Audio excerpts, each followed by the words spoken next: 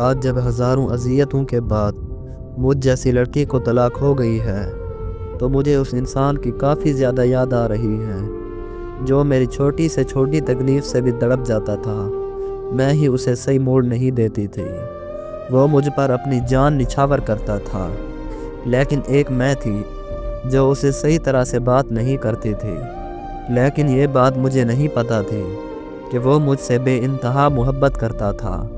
میں نے زندگی میں اس کے میسیج کا جلدی رپلائی نہیں کیا تھا۔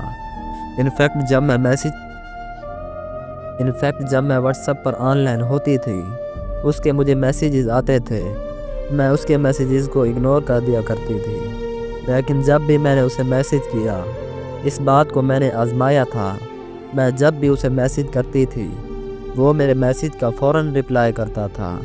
میں نے جب بھی اسے میسیج کیا، جواب میں مجھے یہ سننے کو ملتا تھا کہ میں تمہارے ہی میسیج کا انتظار کر رہا تھا۔ مجھے آج اچھی طرح یاد ہے کہ جب بھی میں اس سے غصے میں بات کرتی تھی تو وہ ہمیشہ میرے سامنے چپ کر جاتا تھا۔ اس نے مجھے کبھی بھی کوئی جواب نہیں دیا تھا۔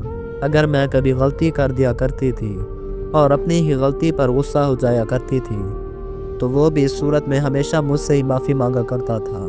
جب سے میں اس سے بات کرنے لگی ہوں، کبھی ایسا نہیں ہوا تھا کہ اس نے مجھ سے غلط انداز میں بات کی ہو، یا جب وہ مجھ سے بات کر رہا ہو تو اس کی نیت بری ہو مجھے لے کر۔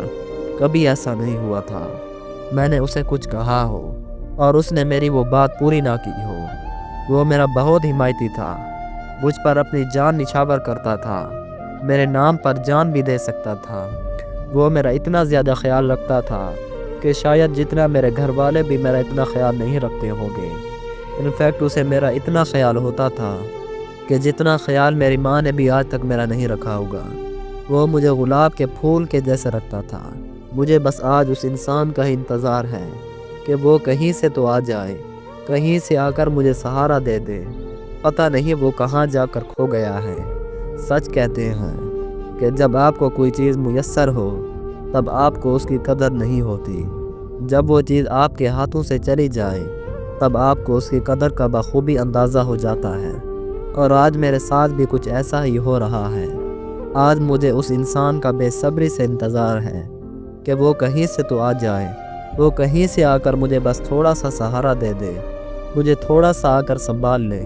میں اللہ کی قسم کھا کر کہتی ہوں کہ میں اس کے پاؤں پکڑ کر بیٹھ جاؤں گی، اس کے پیروں میں گر جاؤں گی، اس سے معافیا مانگوں گی، اس کے گلے لگ کر اسے یہ کہوں گی کہ میری جان مجھے معاف کر دو۔ میں اس وقت تمہارے پیار کو سمجھ نہیں پائی، میں تمہارے پیار کی قدر نہیں کر پائی۔ تم مجھ سے اتنی محبت کرتے تھے اور میں بے خیالی میں تم سے کتنی بدتمیزی کرتی تھی۔ تم تب تک میری اتنی بدتمیزی برداشت کرتے آئے، لیکن پھر بھی تم نے میرے آگے اف تک نہیں کی۔ میں یہ سمجھتی ہوں کہ شاید میں اس دنیا کی سب سے بڑی بد نصیب لڑکی ہوں۔ میں تمہاری قدر نہیں کر پائی، تمہارے پیار کی قدر نہیں کر پائی، تمہیں سمجھ نہیں سکی، تمہارے اندر انسان کو جان نہیں سکی، تمہارے اندر پیار کے اندازے کو نہیں سمجھ سکی۔ لیکن اب بہت زیادہ دیر ہو چکی ہے۔ مجھے پتہ ہے کہ اب وہ شخص میری زندگی میں دوبارہ کبھی نہیں آئے گا۔ جب وقت تھا تب میں نے قدر نہیں کی، تب نخرے کیے، تب ہر چیز کی، لیکن اس نے میرے سامنے اف تک نہیں کی۔ وہ پھر بھی مجھ سے محبت کرتا تھا۔ میں بہت زیادہ بد نصیب لڑکی ہوں کیونکہ میں نے اس شخص کو ہمیشہ کے لیے کھو دیا ہے۔ شاید آج اگر میں اس سے شادی کر لیتی تو میری زندگی بہت زیادہ حسین ہوتی، وہ میری دنیا کی ہر خواہش پوری کرتا۔ لیکن اب بہت دیر ہو چکی ہے۔ اب وہ کسی اور کا شوہر ہے، اب وہ کسی اور کی امانت ہے، اب وہ شاید اپنی بیوی سے محبت کرتا ہوگا، لیکن نہ جانے کیوں، پتہ نہیں مجھے آج بھی اس کی کمی زندگی کے کسی نہ کسی موڑ پر محسوس ہو ہی جاتی ہے۔